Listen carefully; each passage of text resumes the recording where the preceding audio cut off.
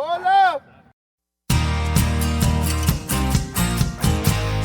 never seen anything like it before, and to attempt to hit the ball out of there is pure madness. The winner of the gold medal and the champion golfer of the year is Cameron Smith. This is the one that I've always wanted to win since I was a little kid. So it just feels pretty amazing to be able to get it done today. It's amazing that it's my destiny to be the first Aussie to win. Just incredible. Hello and welcome to episode 120 of the Playing from the Tips podcast, Golf Australia magazine's weekly look at the professional golfing landscape across the globe with previews, tips and probably more stuff that doesn't really matter whatsoever. Jimmy Emanuel here in the host chair as we prepare for a huge week, and in fact 2 huge weeks of golf, with a women's major to turn our attention to this week, as well as the top men's tours in action ahead of their final major of the year next week. Along for all of that and so much more are our so-called experts, the first of whom might have recently made an audio error akin to Doug Sanders on the 18th at the Old Course, but like Sanders, he only thinks of it a couple of times every day. Welcome, Rod Murray. Are we still talking about that? I thought about getting rid of it for this week, but no, we are still talking about it. Save it up for a while. If you just inject it in a couple of months after I've forgotten, it'll have much more impact. Yeah, okay. Doesn't dress with quite the same flamboyancy as Doug Sanders. No, that was where that likeness fell down. Yeah. But anyway. Can miss short putts, though, under pressure. Yeah, that's so true. Yeah. We're not completely different. Well, if Rod is Sanders-like in accepting his errors as his own, our next co-host is more like the number of players to skip the Evian Championship each year previously with his "it's not me, it's you" mindset, golf's most surprisingly successful tipster, Adrian Logue. Thank you, Jimmy. Yeah. I think that's a fair summary. That's a fair summary. Yeah. I mean, I'd be quite happy to skip the Evian. It's a power move, I reckon, just to... Yeah, it's a power move to skip a major. Exactly. Truly elite. You're so elite you don't even have to play in the majors. Remember when Kenny Perry skipped the Open? The players that turn up, they'd be just like, "Oh, what are we even doing here?" Logue didn't come. The first question of is he hurt, and he's just like all on digital tape, all of it. All right, let's proceed. Like my audio Sanders type error, it shall never be forgotten or lost. Big week ahead, as mentioned, with the Amundi Evian Championship, Genesis Scottish Open, LIV Golf in Spain, and more. But before we get into that, what last week got you riled up, good, bad, or otherwise, gentlemen?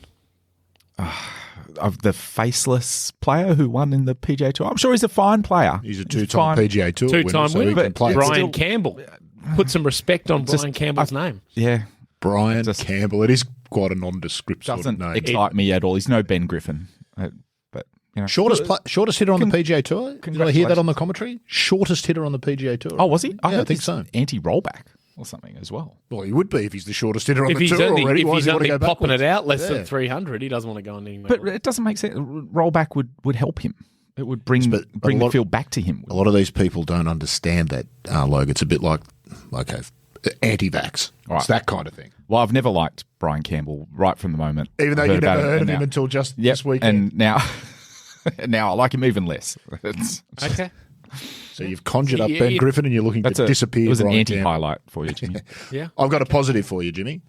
No, I'd like a positive. I think this is a broad positive, but it was particularly good this week, was Laura Davies on the international commentary feed for the PGA Tour, which was nice. Fantastic. And full marks to the PGA Tour for the change they've made in the international commentary team. The golf is much more watchable week in and week out with the voices that we're getting as opposed to what we used to get. Good on them. I hope the reaction's been the same. What a simple change. Why they couldn't have done this 5 years ago, who knows? But such a simple change and such a massive impact. But where else are you going to hear Laura Davies in commentary? It's always a highlight when you hear her voice. There's something special about her as a commentator. She can poke fun at the players without it sort of seeming. Yeah, she's just good. She's got a good dry sense of humour. Yes, she's self-effacing without pretending that she's not as good as she is. She pulls off a bunch of quite unique stuff. So I thought that was a highlight. And the other highlight, I don't know if it was a low light or a mid light. Anybody else see Matt Cooch's putting grip? No. I've seen, like a reverse arm lock. He runs he locks the putter up his right arm, gets this crab thing happening with his hands, and then sort of shoves it towards the hole. I was wondering if you'd had a go at it yet, Jimmy. No, I've never gone reverse arm lock. I've gone arm lock, and I've gone every other variety, but reverse is a bridge too far. I once saw a broomstick putter, reverse, like reverse overlap, left hand low, and saw grip on the top. That's the whole. And I only saw it once, and I wonder why. It's the full house It's the full- of grips. What did Stuart Appleby once adopted one of those strange putting grips, and someone said, "What's with the putting grip?" He said, "I know, it looks like two lobsters doing the business, doesn't it? There's fingers and hands all over the place." But yeah. I'm waiting for us to see the double claw or double saw. Oh, double claw. Where no hand on it in any conventional fashion. I reckon there'll be a one-handed putter before long. Others have tried without great success, but at some point we're going to see a decent one-handed putter. There's the praying grip as well, right? Yeah. You bring them together. Yep. I've seen that a few times. Yeah. Tony Finau's gone a little bit of one hand. I thought Dan... Oh, he did too. Yeah.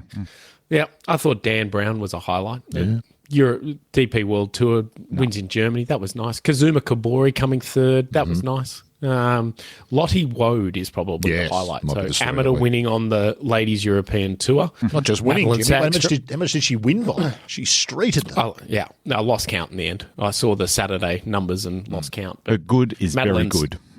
Yes.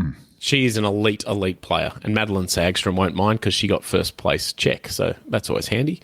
But also a highlight for us, because we'll get to our next point of our last week performance, where we had a fairly quiet week that would have been deathly silent without Logue, who gave us one of our 2 top 10s and our lone winning tip of Scott Vincent to win the International Series Morocco. Oh, I did too. Yeah, that's right. Yeah. And Jordan Smith was the top 10, right? Yes, I believe so, yes.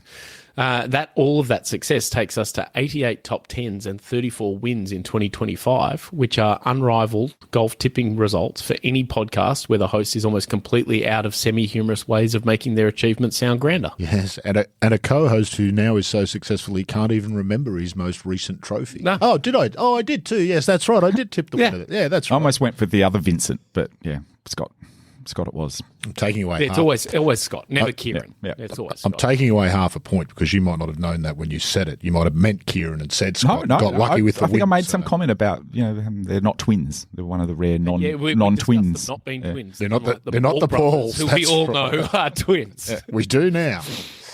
There was also some good results locally in that Asian Tour event. Maverick Antcliffe finished well, Denzel Iramia, John Lyris back from wrist injury, Jack Buchanan, so a lot of those next wave of Australasians coming through.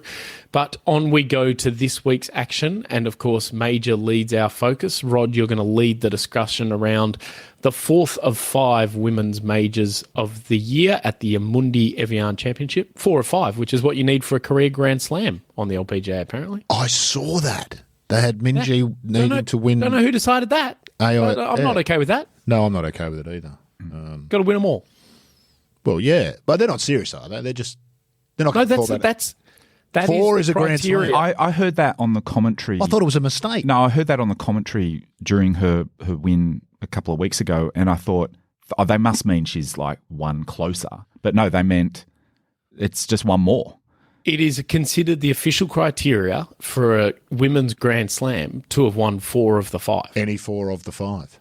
Any 4 of the 5. Doesn't that tell So you? Isn't the LPGA Minjee's now 3/4. Yeah. Doesn't that tell you the LPG itself is suggesting to you that at least one of the majors is not worthy of major status? Well, it is an elevated achievement to win 5 instead of 4, sure. Like, that's above winning 4. But you've got 5, you've got to win 5. That's... You're not going to fall to your knees and cry like Rory did if you've won 4 of the 5, are you? Correct. You might if you won the 5. Is it? Could it be a venti slam? What's bigger than a grande slam is a venti slam. Really into your You get the languages 5. these last few weeks, aren't you? With the German biscuits and... Anyway, we'll worry about that the next one because Minjee's already got this one, so it won't be. Yeah, that's right. So it won't happen this week. Indeed, I'm sure you'll talk about Minjee a bit later when you talk about the Australians, Jimmy, and all that sort of stuff. The Champions course at Evian Golf Club. We must start with Sponsor Watch, though. Amundi, despite having been sponsors for the last couple of years, I'd never thought to look up what they are until Logue prompted me this morning, and I was ecstatic to find that they're a French asset management firm. So a really unusual one for golf. Co-sponsors even with Co-sponsors, yeah. Evian. Well, yeah. I assume. So, yeah, well, the Evian name, is it directly attached only to the water company? I believe so. It's your tournament review. So it's the town as well, is it not? Evian Levain? It is. Yeah, but it is the water Levain. company that sponsors. Yeah. Ironically, they got in this major status because Evian put so much money into it. And the owner now, of the course, in fairness, spent a lot of money. And now on the course. it's a double-barreled sponsor situation they've got going in order to bigger make. issue. And I think it's the least money of any of 8 the million. 5 So I think majors. so. I think the others are at 10 and 12 So for the most part. that's Yeah, where but that's got us. there's an issue, isn't there, for the LPGA with this? And with a new commissioner now would be the time to look at it. I don't know how you tell one of the majors that they're no longer a major, but it kind of needs to happen. It's either got to be this or the ANA, or what's it, the Chevron, as it's now And called. that just more needs a rebranding, I think. Although this is the one that's outside of America, so If this one of the travelled, only two. If this one travelled, it would make itself it'd be good, wouldn't it? the most important. Even if it only travelled to Europe. I mean, the course here is kind of the problem, which is where I was going to start the review. Go for it. So we go through it every year. You know, the course isn't really up to a major, despite all the work that's been done on it. And that's going to continue to be the case. I just don't see how you're going to turn this course into something that people think, oh, wow, you know, it's so much better than the old one. And that really affects the status, because I think what we've seen with the LPGA, the KPMG LPGA, to give them their credit, because it's because of their money, they started taking their tournament to really good iconic courses, and the tournament prestige went through the roof.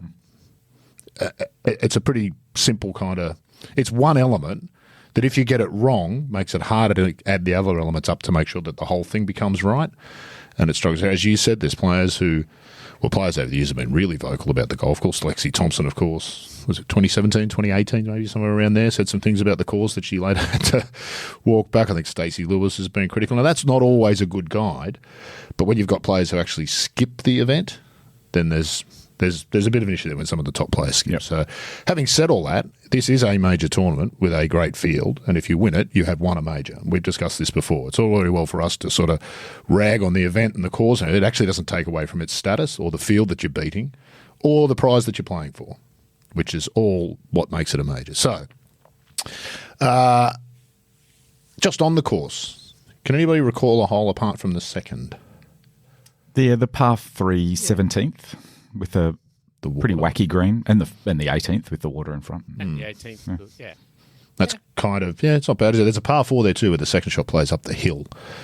11, 12. The rest of I them think just it's go 11, crisscross up and down the hill Yeah, 'cause with it's such a side slopes on every single Have hole. you been there? It's a No, really steep-looking site. Yeah, very steep. Well, it's at elevation. Do you know it's like 2.5 Sahalis? I was just going to ask how many Yeah, Sahalis it's good. I hadn't. Yeah. 480 metres, 2.5 Sahalis. 2.5 Sahalis. I love that you've got that. That's not written down, Jimmy. He didn't read that off the screen. He's got that just there. He just knows where Sahal is. That's right. He's in his mind. He's got a visual that shows exactly where everybody sits. So for all of that, of course, it is going to be a good field. Now, we've got the usual suspects, as has been my habit, and we all know who they are, Nelly and Lydia and Minjee and Gino Titican, who I think will be interesting. She's not particularly played well here, Gino, which would be wonderful irony if she got up and won it this week. That she's contended at all the others and fallen away. Never really had a chance here. It should suit her.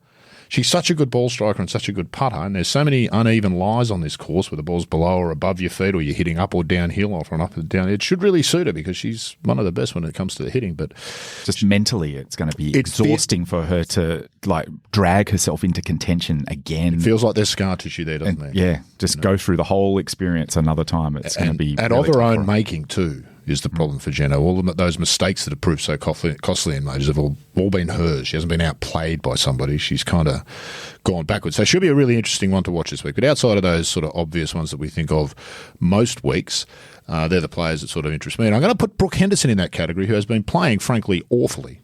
For an incredibly talented player. It's been a very lean couple of years for her. However, she always plays well here. Even when she's not playing well, she tends to play well here. She's a former winner. She really likes the course, and I don't mind her chances this week. You don't know where players are mentally, obviously, but you would think she's had just about enough. This will be a nice thing to turn up, Jimmy, to a course that you stand on the first tee and go, oh, I like this place. I've played well here before. Sometimes it's all it takes. you know. And she's got it's a place that ball strikers do well, as you sort of alluded to, but it's a mental challenge more than anything else, because it's one of those places you hit a good shot and it hits a side slope and it bounds down the hill and you got to kind of chunk one out to the front of the green. And it's the ones who are mentally very strong who combine it with some ball striking. And Henderson, in that grindy kind of ability, you would have thought that's where she's stronger than most. Yeah, but it's really the putter that's been a problem for her the last couple of years. She just doesn't putt as well as she did, and she misses some that she probably feels like she should make and probably should make, and mentally that wears on you over a couple of years. Was it Sevi that said you only get so many 3-foot putts when you're born, and once you've made them all, that's it. Wow. Now, that's clearly not true, but you can understand a mindset like that doesn't help you when you stand over a 3-foot putt, especially if it's something important. Hey, I know we've talked about before. She rarely gets mentioned in this stuff, but she always seems to be there and thereabouts at the end. She has played well here. She was 5th last year. She's been playing regularly well this year. I think she's only won once on the tour, Jimmy, which seems amazing given how it's amazing. She's up inside that top 3 or 4 late on Sunday afternoon that she's only got across the line once. No reason why she can't do it here. And again, really good ball striker and one who you suspect has that right attitude that you've mentioned, Jimmy. She always seems to look pretty calm regardless of what's going on. If that's what's going on underneath and she's not hiding, amazing. She looks like she's got that right sort of attitude.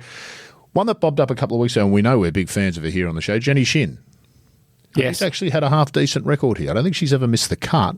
Never finished particularly high, lots of midfield finishes. But for players at this level, midfield to top of the leaderboard is really not that much. You're talking about 3 long putts over the course of a week, and suddenly you're within a sniff of contention. So I don't mind Jenny this year. But I'm actually going to tip, this is my other sort of thing, she's not a dark horse, another player who was in that 5-way playoff at Chevron earlier series, Ho-Joo Kim. Just nice. Really straight, solid hitter. Straight in particular here, with a lot of those canted fairways where players will be trying to hit a fade into the hill so that the ball doesn't run into the left rough. You've only got to miss it by a couple of feet, and now you're stuck up the hill in long grass, probably with a bad angle, and nowhere to go. She's not going to miss that many fairways, I don't think. So I like her chances, and I think I'm going to tip Ho-Joo Kim. Okay, Logue, a winning tip from you? I'm going for a player. It's the first time for them playing the Evian, so that'll be interesting. However, I think the course is going to be a good fit, and it's a player who it'll fit this player's eye, and it's a favourite of mine, Ryo Takeda. I think it's time for her to move up to the next level and really announce herself to the world with a major win. She's won twice on the LPGA Tour already. And I just think the world doesn't know it yet, but she's a superstar of the game, and she's just going to have to keep winning until everybody gets it. Really strong Japanese flavour to the LPGA at the moment. A lot of really good Japanese players who are. Do you think it's just that they've started to travel out of Japan more than they used to? Yeah, they've started to actually play a lot. The talent level hasn't gone up, has it necessarily? It's just that they're now maybe a little bit more. Yeah, and maybe just a little bit, but players out there demonstrating that it can be done. And Ayaka Thurue is the defending champion. That's exactly right. You've got the Iway twins as well. Shinobu winning that Women's Open a few years ago, I think, shows a lot of them that they can do it, and they just go and follow. Exactly. So lots of players sitting at home go, Shibuno, I can beat her, which means I can win the Open, which means now I might go and have a crack. And the LPGA provides excellent support. Yes, very much so. The non-English speaking players on tour as well. And Japanese, they can tend to feel just embarrassed about. Of course, as would I. Can you imagine going on television in Japan? It'd be terrifying. It'd be absolutely terrifying. Good luck. Yeah. Yeah.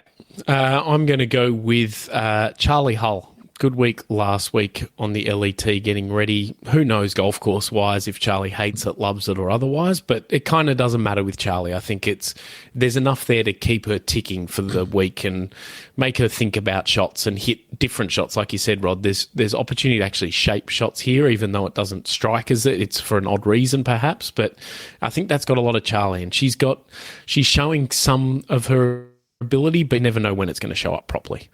Fabulous imagination, Jimmy, Charlie. And I think when she's interested, and you never know when, and I don't think she knows, a bit like Rory, she doesn't know when the superpower is going to come out. But that imagination, when she's into it, she's an incredible player to watch. But I think she struggles to get into it. I imagine it takes a lot of energy for her when she plays good golf because she's a vibe player. Big time, yeah, agreed. Big time. Before we go through the Australians, we may as well get an outsider. I'll start us off.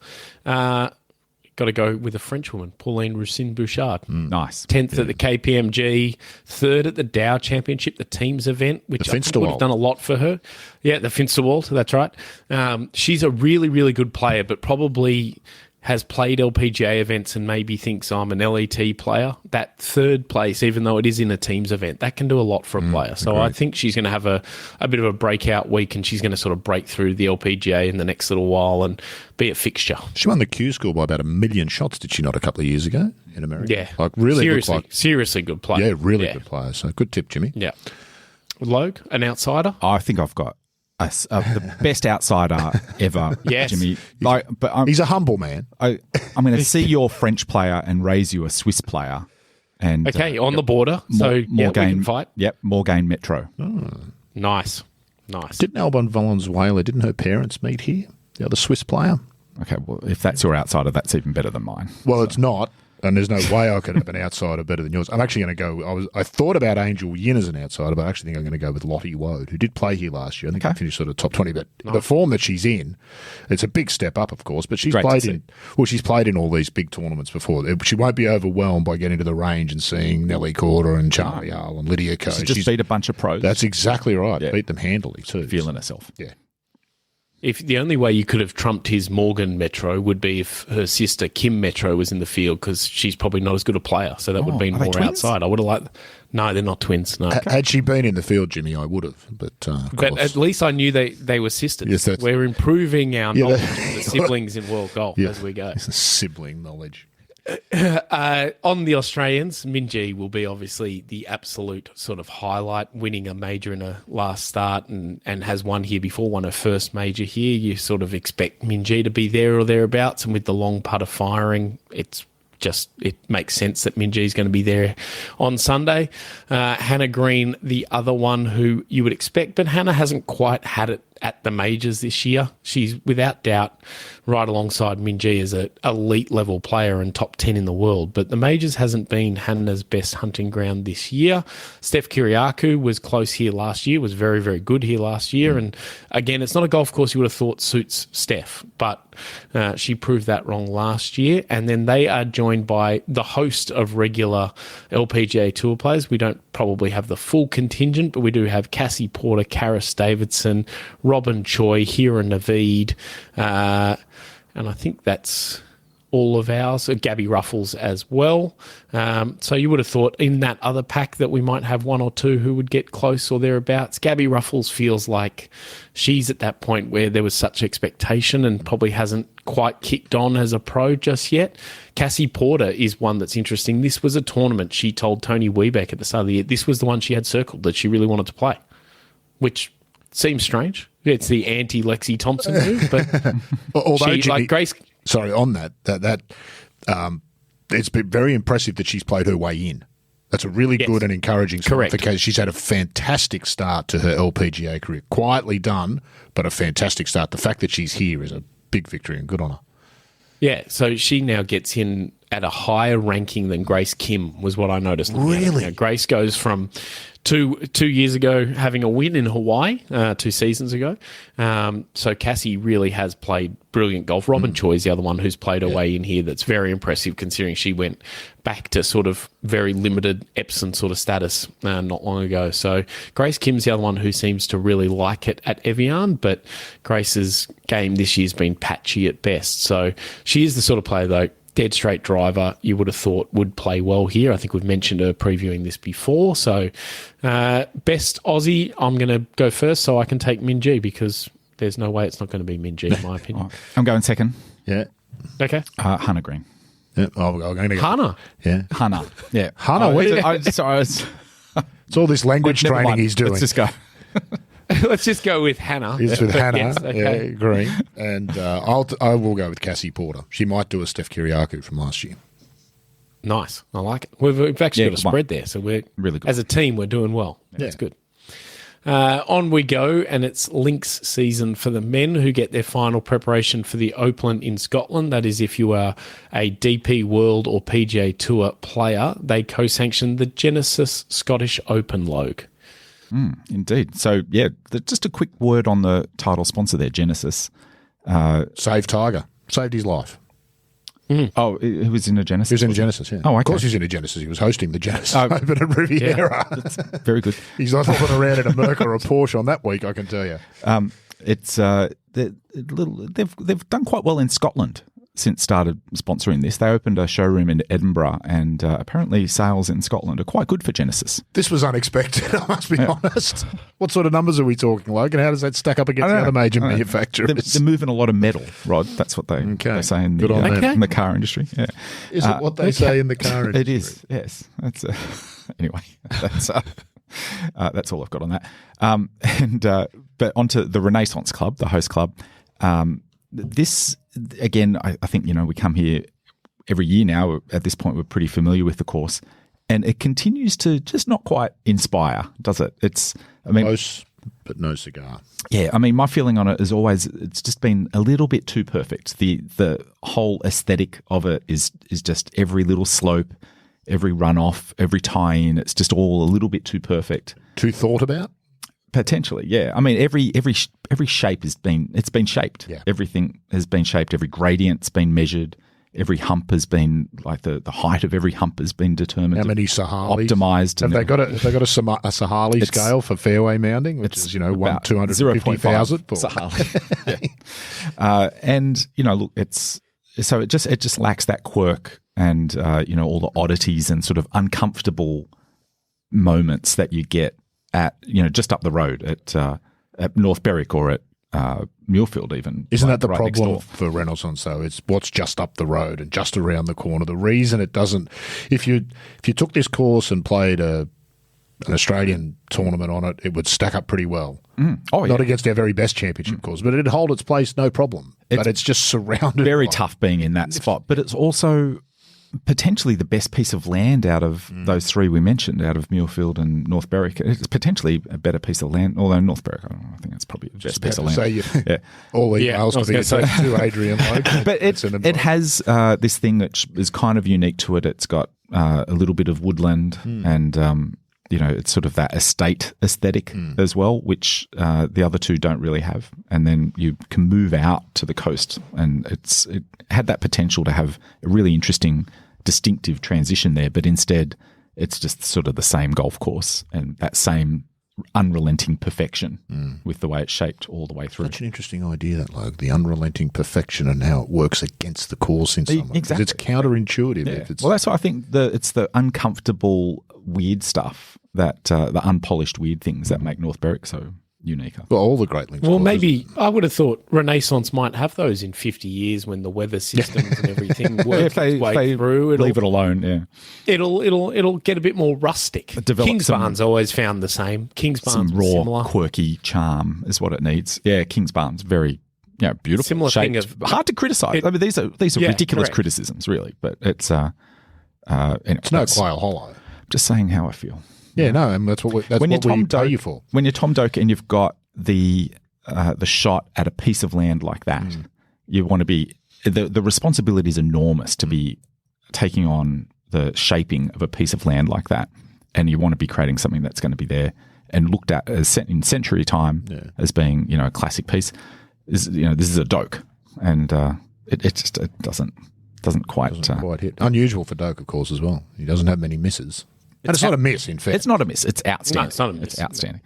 Anyway, onto the field. An amazing field. Obviously, as you'd expect, being a signature, still calling it signature event. What is it exactly? No, this isn't. It's not a signature event. It's a no.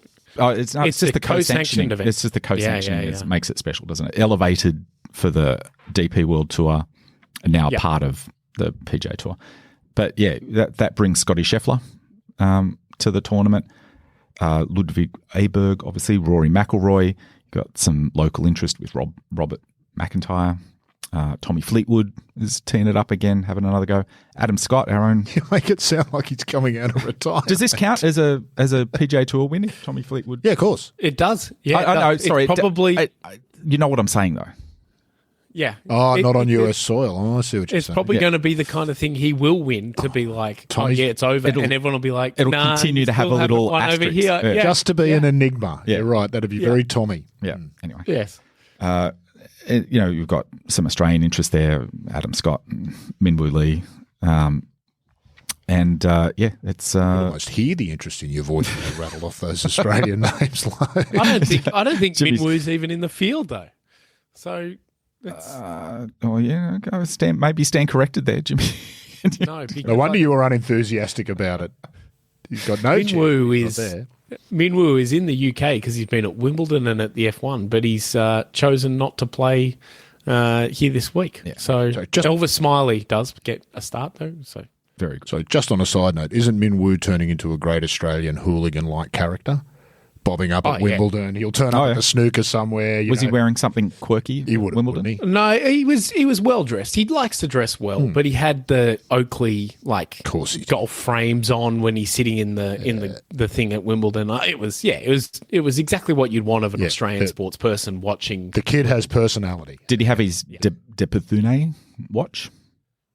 I did not look at his watch because I'm not a weirdo. If you had, would you have known if it was a De Bethune, Jimmy? I wouldn't have known if it told time or measured his heart rate. Exactly. He probably wears an Apple Watch. No, he doesn't. He wears a De Bethune, maybe De Bethune. I might not be pronouncing that right, but it's over $100,000 watch. That's very, very nice. I've got a Casio. What's that go for? Does it sell the same time? He's a big watch guy. That's all it does. Tell the time. It doesn't do anything else. No wonder it's so expensive. We may get some tips to move on from here, I suggest. So, Logue, you can lead us off. I'm going with Oberg.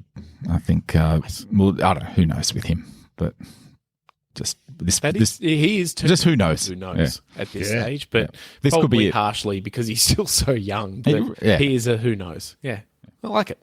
Rod? I'm going with my Ben Griffin, Martin Kuvra, winner of the Turkish Open. Nice. Okay, I don't know. This kid's good. You're claiming him. If you can have Ben Griffin, I can have Martin Kuvra. Okay, all right. I didn't discover him until after he won. That's the only difference. And I'm going to get on to my version of Ben Griffin later in the show. I've got one reserved, but I'm going to go with our favourite player as a group, or at least 2/3 in Scotland. Home game, huge opportunity. Got to be Ewan Ferguson. Has to be Ewan Ferguson. Has to be Ewan Ferguson.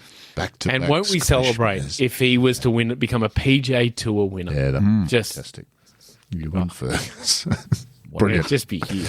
But if he did, would he then be coming down and playing in the Australian Open, Jimmy? And so there's up and downsides, isn't there? I don't care. Logue could top up his appearance fee to get him here. We could try and organise a photo of Logue and Ewan at the Open next week, and it'd just it'd fill my cup. I so want to see that, Jimmy. If you can organise that, I'm going to be doing my very best. Don't you worry. You just get the puzzled look on his face. It's like, what's this guy to me again? Yeah, exactly. Just look like you hate him. So he's had the only instruction will be. This bloke, he's had like a 2-year vendetta against me. What?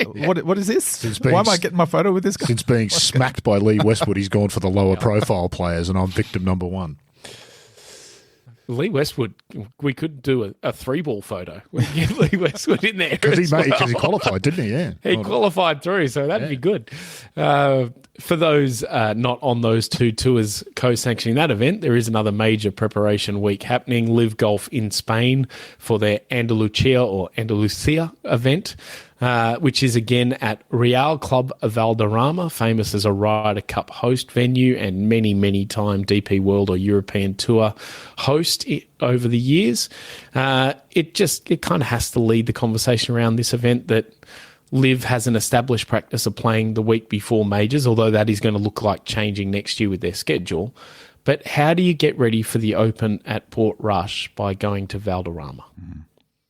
It's a question without an answer. Yeah, Jimmy. Geographically, it's not terrible, but it's not great. Golf course wise, it's not great. Temperature, climate, there's nothing about it apart from the fact that there's 18 holes in the ground and you're playing a golf tournament that resembles the week you're getting ready for. I wonder whether that might work in the favour of some players, Jimmy, because expectations going down before a big week can sometimes work for a player. And you would have to think, no matter which end of the LIV tour you're at in terms of performance, you can't be happy about doing this the week before the Open. You just can't. No. I'm really surprised that that they're doing that, particularly this course. They'd be better to have the week off than to play this course ahead of Portrush. So the schedule next year that was not officially released, I think, but kind of dripped out through whatever channels they wanted to last week is interesting and worth a look at some stage, because it is even more so a bit. They spend a long time away from America and then they go back for events. And it looks like it's not so much the players saying we want to play the week here before we go there. It's just this is where we're going. You're contracted and that's that. Yeah. Well, they've got a plane to fly them around on, haven't they, I suppose? So, I mean, it doesn't make much difference in that way, I guess. But the criticism of Valderrama might track for this week, but for a golf course, it's not bad by any means. It's a really pure test of elite golf. Robert Trent Jones design. Sergio Garcia says his favourite golf course in the world. Understandable, given he's won a handful of golf tournaments there. It's kind of tree line, tight driving holes. There's dog legs. It's kind of unique Spanish target golf. It's good tournament golf. It's always interesting to watch, and the players seem to like it if you're a certain style of player.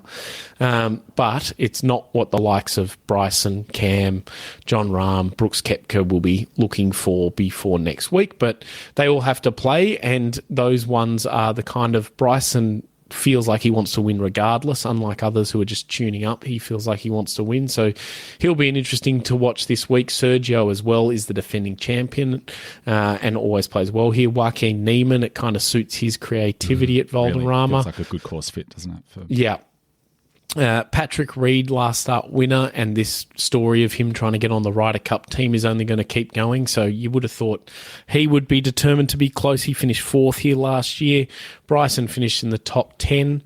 And I think before we play the last men's major of the year, Cam Smith has local interest as to how his game's going and what it's going to look like when he goes to the Open, which, as a past winner, is his best chance for majors, you would have thought, every year. So who wins? Rod, we'll start with you. David Puig. Okay. Nice. Popped up on the Euro Tour this past week, playing half decent. Extraordinarily thin man. I didn't realise just how slender he is. Okay. Probably happy not to be playing in Scotland because he might blow away in the wind if he didn't have rocks in his pockets. Real whippet, like a young Brett Ogle or a young Robert Allenby, like almost painfully thin. But yeah, really good player. It's the first time I really had a chance to watch him for more than 1 or 2 shots. But really good player. Way to body shame him. But anyway, how's that shaming? I'm a great big fat man. I wish I was, I'll balance things out a little bit for you and go with John Rahm. The squat contender. I thought about Martin Keimer, who apparently now lives in Sota Grande, where Valderrama is. Didn't know that. Found that out this week. Good on Martin. Just on, by the way, Spain. Keimer hit off with Marcel Siem, and I can't remember the third German player in the first round of the German Open. I just happened to turn it on as they were sort of the crowds were unbelievable. It was fantastic to see in Germany last week. Lining the fairways both sides from the tee all the way to the green. I don't think that was true all over, but it reminded me of you used to see pictures of Huntingdale sometimes, where there's that great one of Norman and Faldo taken from up above, and there's just not a space between the tee and the green and all the way around. Wasn't quite that, is it but near a metropolitan area, that course? Munich, isn't it? It's not far from Munich. Not far from Munich. Okay, but when they say courses are in Munich or something, they usually mean it's like 20 k's out of town. But it's an autobahn, so it's like a minute and a half. All right. You can do 1,050 It's miles. also a very well supported event, Yeah, particularly if there's a German. So that was 3 Germans together. But I was really, really impressed. Like, that's a golf tournament you want to be at. Yeah. That's got atmosphere. That's got vibe. People are there. They're excited and interested. No, important to point that out because all too often the European Tour, when you watch, particularly when they play in the Middle East, there's nothing in the way of crowds. Nothing. Yeah. So anyway, sorry about that. I thought about Keimer, but I'm going to go with Patrick Reed because I feel like as much as people like Mark Hayes, God love him, aren't going to like the fact that this Ryder Cup chat's going to be around, he's going to win again on LIV and he's probably going to go close next week and they're going to have to pick him and it's going to be a whole debacle. So I'm going with that because that's going to be a story that's going to keep happening. We already did one co-sanction event, but the DP World Tour and PGA Tour are doing another, this time stateside. Rod, tell us about the ISCO Championship. The ISCO Championship. Irrigation Supply Company. Sponsor watch. That's what ISCO stands for. Nice. That's actually golf adjacent. There we go. Well, here's the interesting... It is actually a moderately interesting Do they story. move much metal in Scotland? I don't think they do metal anymore. What did that mean? Because Genesis, it's a car company. Genesis are moving. They'll move in metal. It was a terrible joke. It's not one to call back on, Jimmy. I appreciate you No, trying. I like it. We're going to say moving metal a lot moving forward, believe me. Moving metal. So the founder apparently worked in his family hardware store. Somebody came in one day and asked about some sort of piping for irrigation on a golf course, and he was a golf nut, so he put his mind to it, came up with this piping, then found some urethane material that was quite new, built into this global company, and they now supply everything from mines to golf courses to nuclear plants. Oh, that's great. So, and it's nice because it's got a golf. The only reason he was interested because he's a golf nut, and it was about golf course irrigation. So he started looking into it, and here we are. They've got offices all over the world. It's actually a really nice story. Okay. And they're based in Kentucky.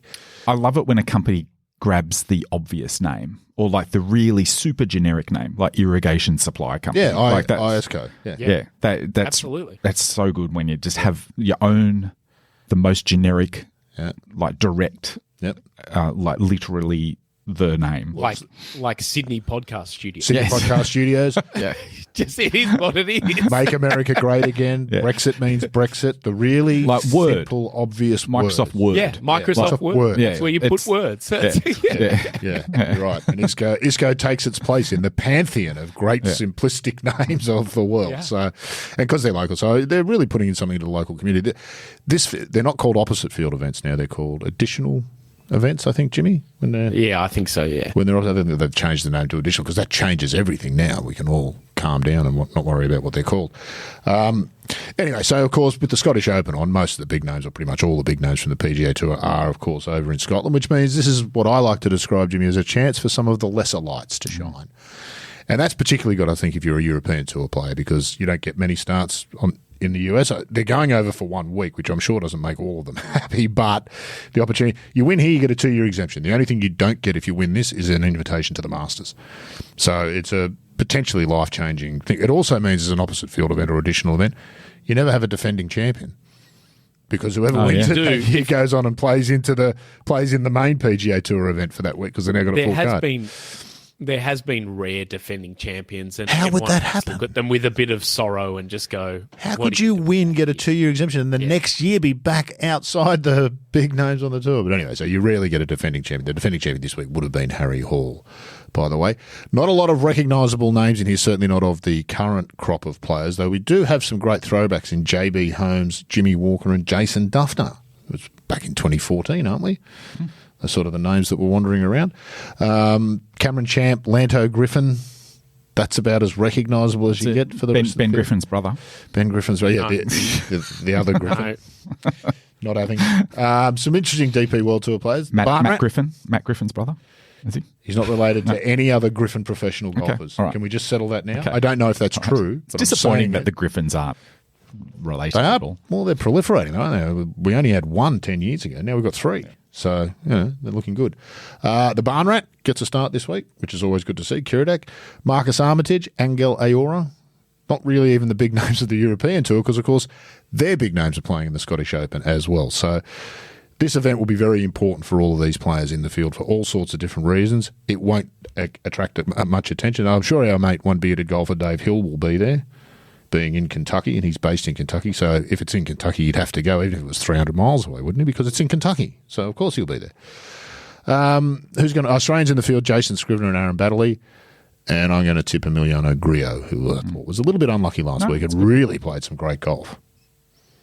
Top-ranked player in the field. He's top-ranked player in the field. I believe. Yeah, he would be, especially after last week. Yeah. Logue? Well, you mentioned a lot of players there. I don't think you mentioned Michael Thorbjornsen, though. I did not mention Michael Thorbjornsen. I thought I'd leave that for you. Who must be reasonably favoured as well. I'm not picking him, but I just wanted to point You just wanted to say his name. Also, Kevin Roy, who played quite well last week, I think. Yeah. And the young amateur Jackson Colvin. He's really impressive. Yeah. Really indeed, impressive. Yeah. I'm not picking him either. No, of course not. I'd see this as a great opportunity for Bojack Hostler to... New Jack. New Jack. Bojack. New Jack. Totally different thing. Very good. Yeah. I like that you've adopted Bo Hostler and given him a nickname that you can't even remember to use. I just change it up every now and then. That's all. That's the way Bo rolls. Yeah. He'd like it like that. Yeah. That's He his would preference. like it like That's that. exactly how he would like it. Yes.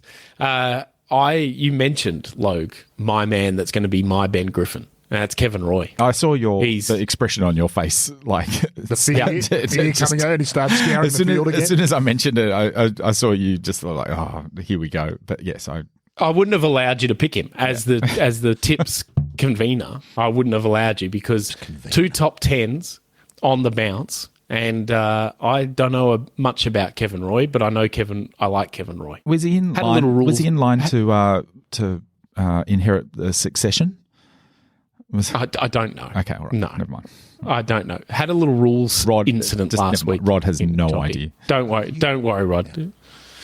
No, but Kevin Roy. TV is show, now isn't my it? man. A TV show? Yeah. Succession? Yeah, I've heard of it. See, I know everything. I do know everything in the end. There you go. I'm going with Kevin. So he's now my ride or die. So if he's in a field, he's mine. Keep your hands off. He's like 35 years old, by the way, isn't he? So that's what makes him your Ben Griffin thing. Yep. Okay. Yeah. All right. So am I. Very I could also be on I'm a bit older than that, but I could be on my road to stardom and people could talk about me like that. So don't diss us. Jimmy. Anything's possible. How old are you, Jimmy?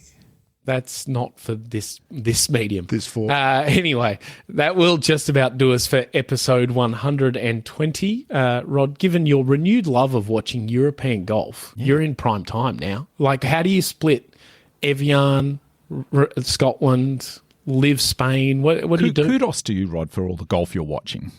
I've watched as much this last couple of weeks. Well, it's just opportunity. I'm often by myself, Thursday, Friday evenings. Cutting a lonely figure like Doug Sanders Just missing a putt on the 18th. Sitting on an uncomfortable stool with a glass of water watching the European Tour, wondering how did it come to this? I had promised when I was a young bloke, and this is where the roads led to.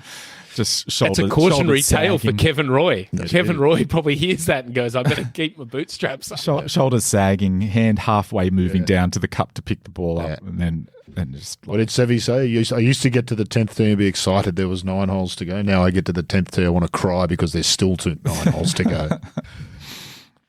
Logue, like it's prime time for Rod's European Tour watching. It's probably prime time for you, given links golf is probably the most realistic time in your delusional world where you compare yourself to professional golfers, where there's actually some relevance and some way that you could actually see a shot you could hit. Is it prime time now? You're going to watch Scotland and the Open and actually liken yourself and people won't laugh? Well, if you mean you can get quite good value out of sculling a shot or something on links, then yeah, that probably is a valid observation of yours there.